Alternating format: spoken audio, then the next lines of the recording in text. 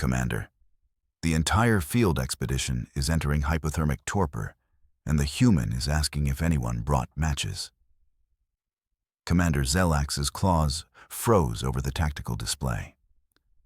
Repeat that. All 47 Krenathi biology students on Varoth 7 are in critical thermal shutdown. Their environment suits failed simultaneously. The human field assistant, Jessica Martinez, is somehow still mobile and requesting. The communications officer checked her screen in disbelief. Dry tinder and rocks for sparking. That's impossible. Zelax pulled up the environmental data. The external temperature on Varoth 7 read -89 degrees Celsius. Human cellular structure crystallizes at -40. She should be dead. Sir, she's not just alive. Thermal imaging shows her moving at normal operational speed. She's collecting branches? The medical officer, Kyeldra, materialized beside Zilyax's command station, her scales rippling with agitation. Get me direct comms with the human, now. The speaker crackled. Hello? This is Martinez. Listen, I need to know if any of the students' packs have fire-starting equipment. The emergency kits only have beacon flares, and I can't risk the chemical composition near. Ms. Martinez, Kyeldra interrupted, her translator struggling with her rapid speech. You should be experiencing complete system failure. How are you conscious? A pause. Because I'm wearing 3 layers and kept moving? Look, we can discuss my health after I prevent 47 kids from dying of exposure. Do the Krenathi generate their own body heat, or are they fully ectothermic? Zelax felt his throat sacs constrict. Ms. Martinez, rescue ships are 6 hours out. Emergency protocols require you to activate the stasis pod and enter preservation mode immediately. 6 hours? No, they don't have 6 hours. Martinez's voice carried an edge that made Zelax's predator hindbrain perk up. This was a tone that brooked no argument. Their metabolic readings are dropping too fast. I'm looking at students who will have permanent cellular damage in 90 minutes if we don't get their core temperatures up. The stasis pod will prevent. The stasis pod fits 1 person, Commander. Maybe you missed the part where there are 47 students scattered across half a kilometer of frozen terrain and exactly 1 conscious person to help them. Kyeldra's medical display flickered through data. Commander, she's correct. At their current thermal decay rate, stasis preservation won't matter. The damage will be done before the ships arrive. Then what do you propose, Ms. Martinez? Zelax asked, though he dreaded the answer. I'm going to do what humans have done for 200,000 years. I'm going to build fires and shelter and keep them alive until your fancy technology gets here. Now, last time. Does anyone have matches, a lighter, or a ferro rod? Fire. Zelax felt his scales flatten in shock. You want to create open flame on a research planet? That violates 17 separate. Great. No fire starters. Friction method it is. Martinez out. The comm went silent. Zelax stared at his display, where the single human thermal signature was now moving rapidly between the dimming heat signatures of his people's children. Sir, the communications officer whispered. What do we do? Get me Fleet Admiral Sinara, Zelax said quietly. This is beyond my authority to handle. 15 minutes later, the orbital monitoring station's enhanced imaging showed something that made every xenobiologist in the command center stop working. The human had created a circle of stones. Inside the circle, smoke rose into the frozen air of Varoth 7. She actually made fire, breathed Vexia, the expedition's lead scientist. With no tools, in -89 degree temperatures, while wearing only basic thermal clothing. Enhanced thermal tracking, Zilax ordered. The display zoomed. Martinez knelt beside the fire. Actual combusting organic matter creating heat through chemical reaction, and was dragging something toward it. Enhanced magnification revealed a Crinathi student, scales frost white, completely unresponsive. "She's removing the environment suit," Kyldra said in horror. "She's taking off the only protection that student has." They watched in stunned silence as Martinez stripped the malfunctioning suit from the student's body, then wrapped the young Crinathi in what appeared to be... "Are those animal pelts?" Vexia asked faintly. Where did she acquire animal pelts on a sterile research expedition? "Enhances Sector 7, someone called out. A new window appeared. Martinez had apparently killed, skinned, and processed 3 of Varoth 7's native hexapodal creatures. The pelts were crude but functional, wrapped around students she'd positioned in a semicircle near the flames. Zilax's comm chimed with priority override. "Commander, this is Fleet Admiral Sinara. I'm told we have a situation that requires immediate explanation." "Admiral, the human field assistant has violated non-interference protocols, wilderness preservation laws, and is currently conducting unsanctioned survival operations using pre-industrial technology." "I'm aware of the protocol violations, Commander. What I need to know is why the medical telemetry shows 6 students' core temperatures rising." Every head in the command center turned to Kaeldra's medical display. The doctor's hands trembled as she confirmed the data. "It's accurate, Admiral. 6 students positioned nearest to the human's fire source are showing thermal recovery, not just stabilization, active recovery." Silence filled the channel. "How is that possible?" Sinara asked finally. "Our emergency thermal units are designed for precisely this scenario, and they take 40 minutes to show stabilization effects. The human has achieved measurable results in 14 minutes, Kaeldra confirmed. "Using combustion-based heat and..." "Admiral, she's wrapping them in biological insulation harvested from local fauna." "She killed protected species?" "She saved 6 children's lives," Zilax corrected quietly. Martinez's voice crackled over the open comm channel. "Okay, fire number 2 is established. Moving to the western cluster. I need everyone in orbital to stop freaking out and start helping." "What's the caloric requirement for Crinathi thermoregulation?" "I've got local moss that might be edible, but I need to know if emergency nutrition will help or if this is purely a thermal problem." Vexia automatically answered. "Crinathi are capable of short-term caloric deficit, but thermal regulation requires..." "Wait, why do you need this information?" "Because I'm going to make them hot drinks if possible. Warm liquids inside the body help raise core temperature faster. Plus, it's psychologically comforting, and shock management is half the battle with hypothermia." "You cannot synthesize hot liquids without proper equipment," Vexia protested. "Watch me. Martinez out." The imaging showed her collecting flat stones from the rocky terrain. "What is she doing now?" Zilax asked. They got their answers 6 minutes later when Martinez had heated stones in her fire, placed them in a depression, added water from melted snow, and dropped in what scanners identified as local moss vegetation. Steam rose from the improvised vessel.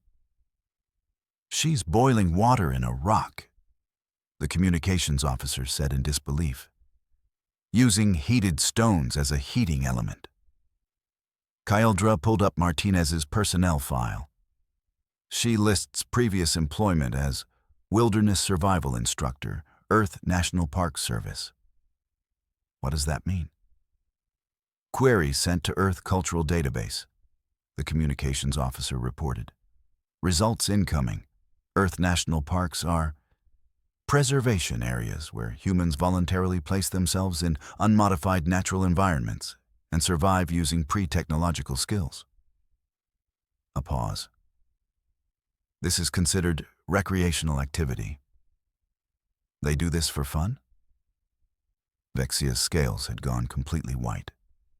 The imaging now showed Martinez moving between 3 separate fire locations, each with a cluster of students positioned around it. She'd constructed crude but effective windbreaks using stacked stones and woven branches. The thermal efficiency data was undeniable. The shelters were reducing heat loss by 47% compared to open exposure. "Admiral," Zelax said carefully, "she's built 3 separate survival shelters with integrated heat sources in under an hour, in temperatures that should have killed her in minutes. Our emergency protocols didn't even include thermal shelter construction as an option." "Because we've never needed it," Sinara replied. "Our technology has always been sufficient." "Apparently not always, Admiral. Get me xenocultural specialists. I want to understand what we're seeing. And Commander, keep that channel open. I want to hear everything the human says." Martinez's voice came through again, calmer now, almost instructional. "Okay, listen up everyone who's conscious enough to hear me. I know you're confused and scared, but we're going to get through this. I need you to huddle closer together. Yes, I know personal space is important in Krynathi culture, but body heat sharing is critical right now. Press your sides together. That's it." "She's teaching them to share body heat?" Vexia said. "Krynathi are solitary species. We don't cluster." "You do now." Martinez's voice continued, clearly audible through multiple students' still active comm units. "Good. Now I want everyone to breathe into your hands like this. See? The heat from your breath warms your extremities. Small things matter when you're fighting hypothermia." One of the students, a young male named Corax, spoke weakly. "Professor Martinez, this doesn't make sense. Fire is primitive technology.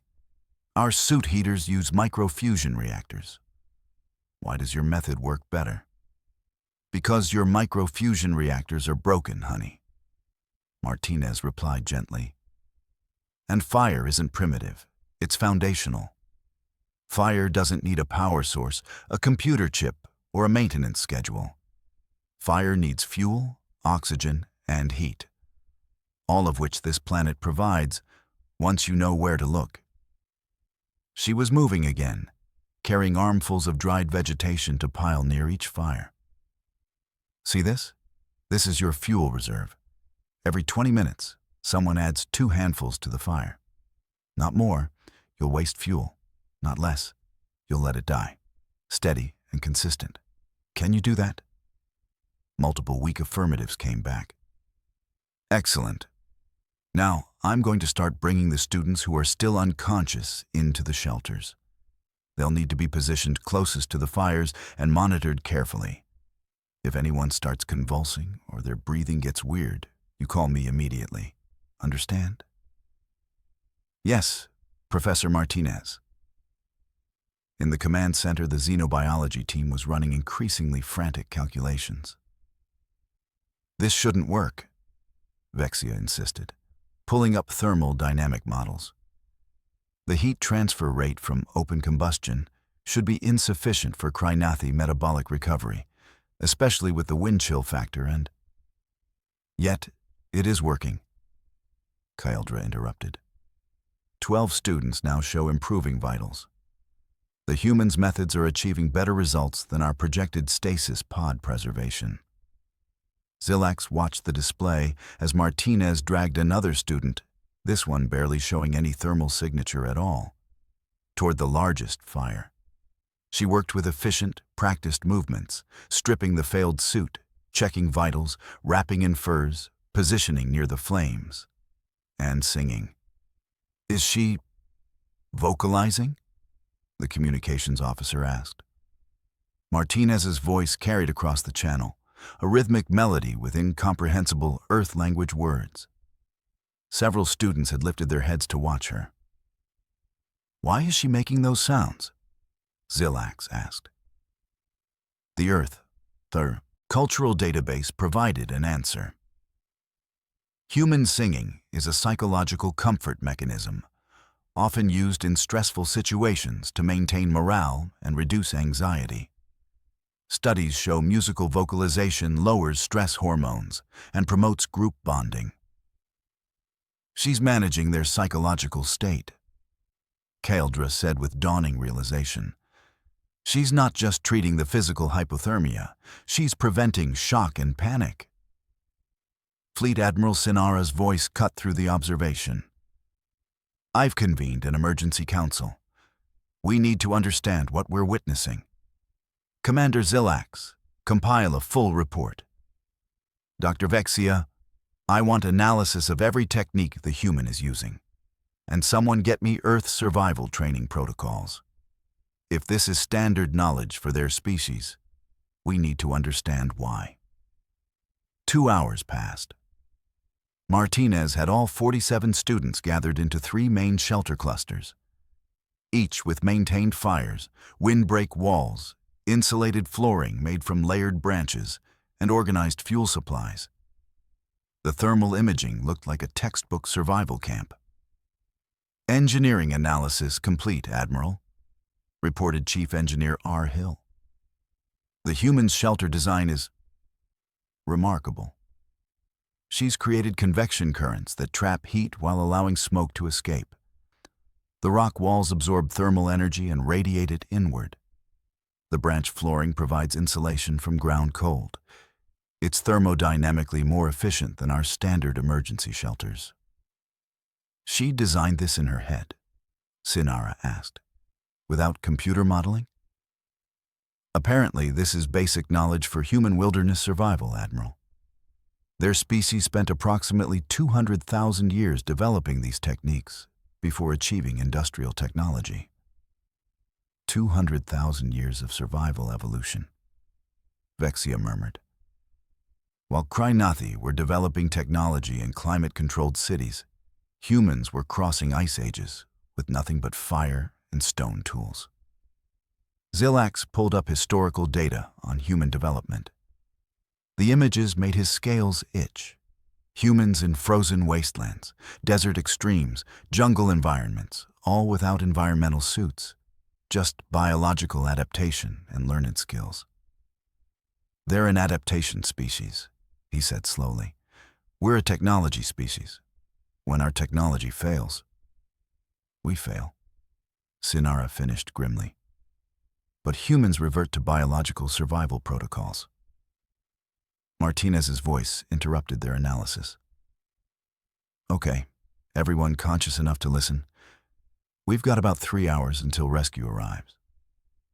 I'm going to teach you some things about winter survival, because apparently nobody included this in your expedition training. First lesson: insulation works both ways. The fur wraps I made, they're not warming you up. They're preventing your body heat from escaping. Big difference." Korax, now considerably more alert, asked, "But Professor, if the fur isn't generating heat, what's warming us?" "You are. Your own metabolism, combined with the fire's external heat source. The shelter traps warm air. The insulation keeps your body heat from radiating away. The fire adds constant external warmth. It's a system, see? Each part supports the others. This is like ecosystem interaction models," another student said weakly. "Multiple elements creating synergistic effects." "Exactly." Martinez sounded pleased. "You're getting it. Survival is applied ecology. You work with the environment, not against it." In orbit, the xenobiologists were frantically taking notes. "She's teaching them," Vexia said in wonder. "In the middle of a crisis, she's conducting an educational session on survival methodology. Human teaching instinct the cultural database explained. Humans are compulsive knowledge sharers, particularly in high-stakes situations where skills can save lives. Martinez continued her instruction. Now, fire management.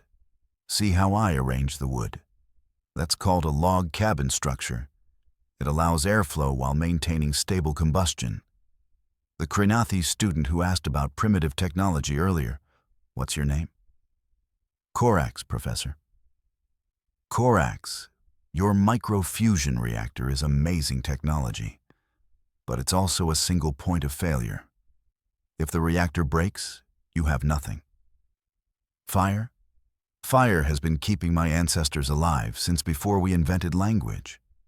It's redundant, repairable, and runs on fuel you can find almost anywhere.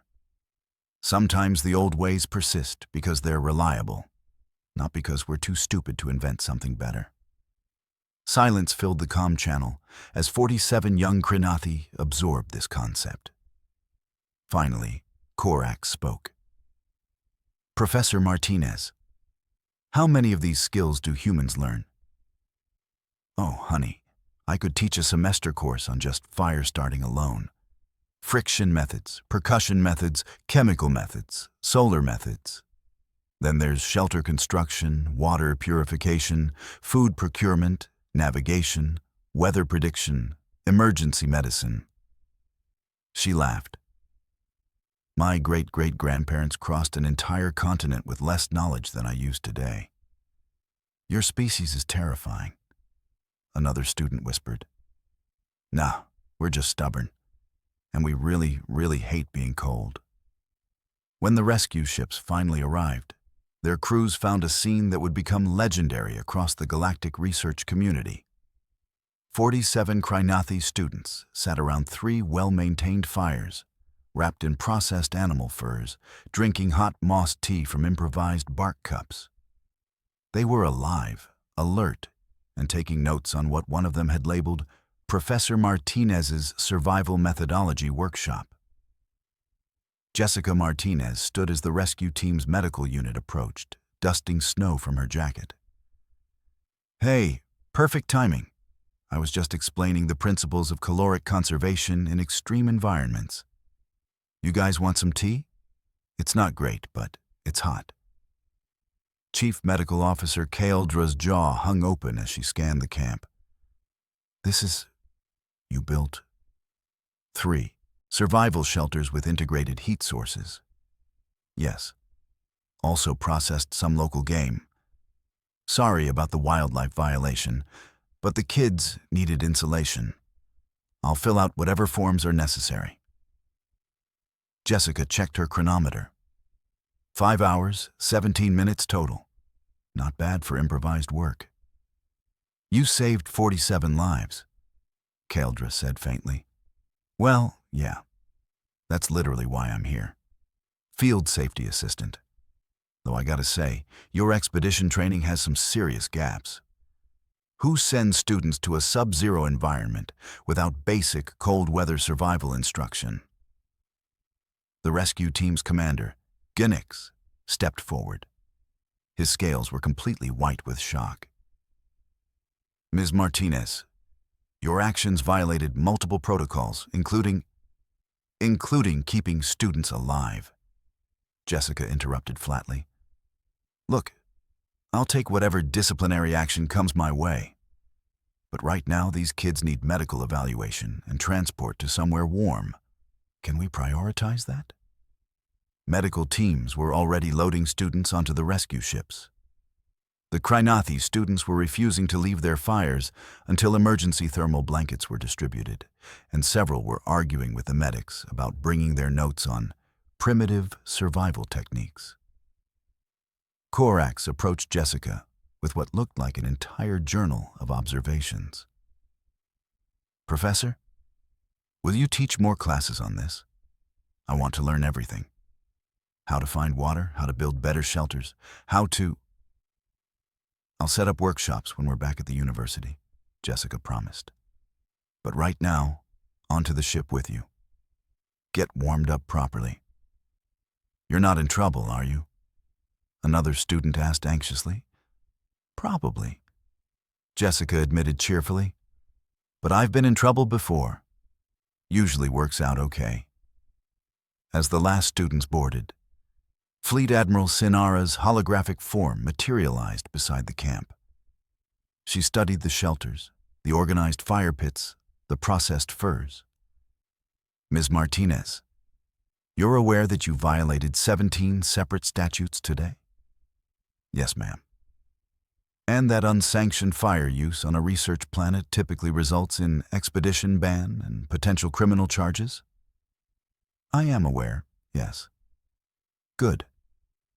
Sinara's scales shifted to a color Jessica didn't recognize.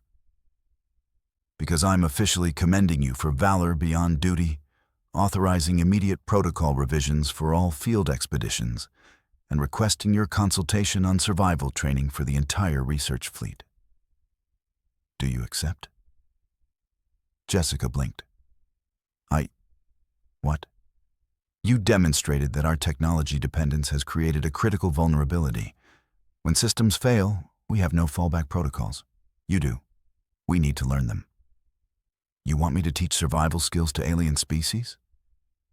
I want you to ensure this never happens again, Sinara corrected. We nearly lost 47 children today because we forgot that biology predates technology. You remembered? Will you help us remember too? Jessica looked at the shelters she'd built, at the fires still burning steadily, at the rescue ships carrying students who were alive because she knew how to stack rocks and light wood on fire. Yeah, she said finally. Yeah, I can do that. Excellent. Your compensation package will be... I charge extra for groups over 50, Jessica interrupted. And someone needs to bring marshmallows. Sinara's scales rippled in confusion. Marshmallows? You'll see. First lesson in human survival training. If you've got a fire in time, you make s'mores. It's traditional. 3 weeks later, Jessica Martinez stood in front of her xenobiology laboratory class at Kepler Research University, grading papers while her students conducted routine specimen analysis.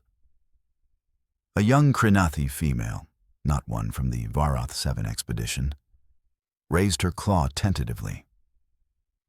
Professor Martinez, is it true you saved 47 lives with rocks and sticks? Jessica didn't look up from her marking. And fire. Don't forget fire. Also, they saved themselves. I just showed them how to stay warm while they waited for proper help. Another student, a Zenthari with crystalline sensory organs, spoke up.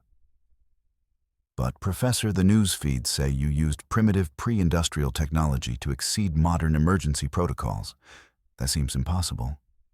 Not impossible, just unexpected. Jessica set down her pen. Look, technology is amazing. I love technology. But technology fails sometimes. When it does, you need to understand the fundamentals. Physics doesn't stop working just because your computer crashed. Will you teach us?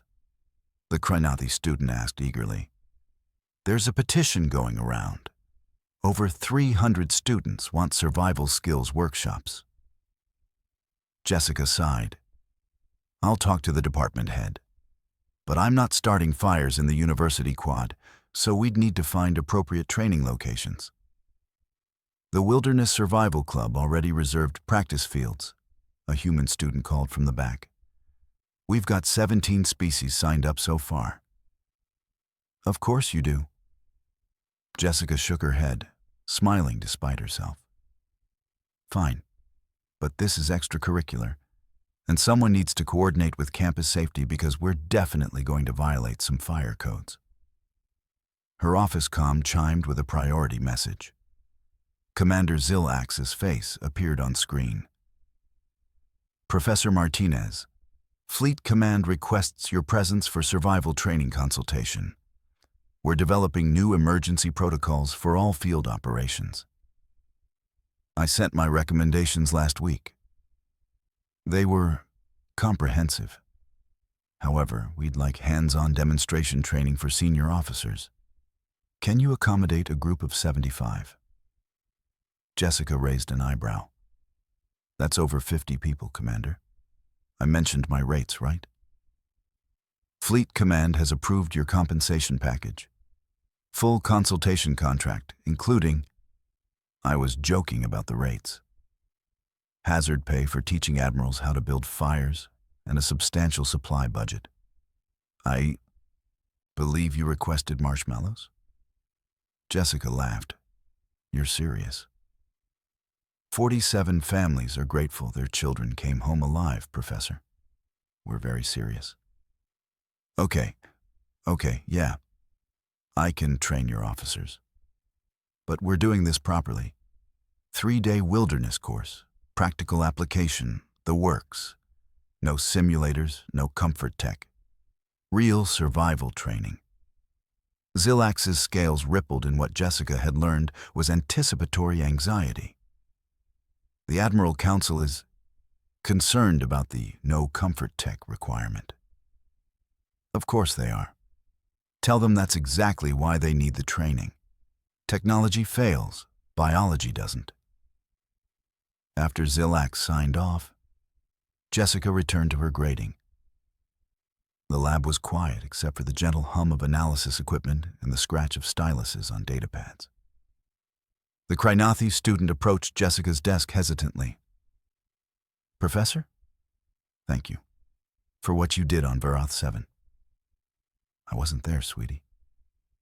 I know. But my clutch sibling was, Korax. He talks about you constantly now. Says you taught him that survival isn't about having the best technology. It's about understanding principles that don't fail. The student's scales shifted to respectful blue. He's applying to transfer into your program next semester. I look forward to having him. Jessica smiled. Now, back to your specimen analysis. Those results aren't going to document themselves. As the student returned to her workstation, Jessica's personal comm buzzed with a message from Earth. Her old wilderness training supervisor heard you started an interstellar incident by building campfires on an alien planet. Very on brand for you. Need a consulting gig when you're back Earthside? Apparently teaching wilderness survival to aliens is now a marketable skill. Who knew? Jessica typed back. Currently negotiating contracts with 3 star systems. Maybe a while before I'm Earthside again. But yeah, turns out making fire is a universal life skill. Send more marshmallows. She looked up at her class, dozens of species, all learning xenobiology, all now intensely interested in human survival capabilities. In the back corner, several students were sketching shelter designs in their notes instead of paying attention to the lecture on cellular respiration. Jessica cleared her throat. For those of you drawing survival shelters instead of taking notes, I see you. Cellular respiration is actually critical to understanding why certain survival techniques work. The mitochondrial heat generation process is literally what I was exploiting when I told the Varath 7 students to huddle together. Biology and survival aren't separate subjects. They're the same thing. Every stylist stopped. Every student looked up. That's your assignment for next week. Jessica continued. Choose one survival technique.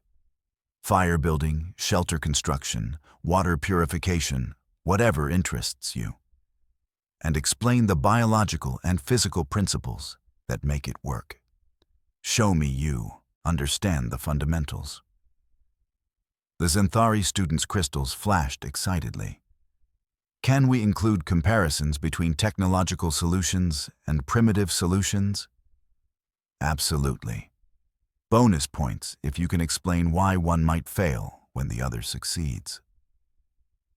As class ended and students filed out, chattering excitedly about their projects, Jessica packed her materials and headed for her next appointment. A consultation meeting with the university's Expedition Safety Board. Her office phone rang one more time. This time, It was Fleet Admiral Sinara herself. Professor Martinez, the Galactic Research Council is requesting your testimony at next month's symposium on field safety protocols. Your Veroth 7 incident has sparked significant debate about technology dependence across multiple species. Incident? That's one way to describe it. What would you call it? Tuesday, Jessica said dryly. Look, Admiral, I did what any competent wilderness instructor would do. I used available resources to prevent casualties. The fact that this is revolutionary to your people says more about your training gaps than my capabilities. Which is precisely why we need your testimony.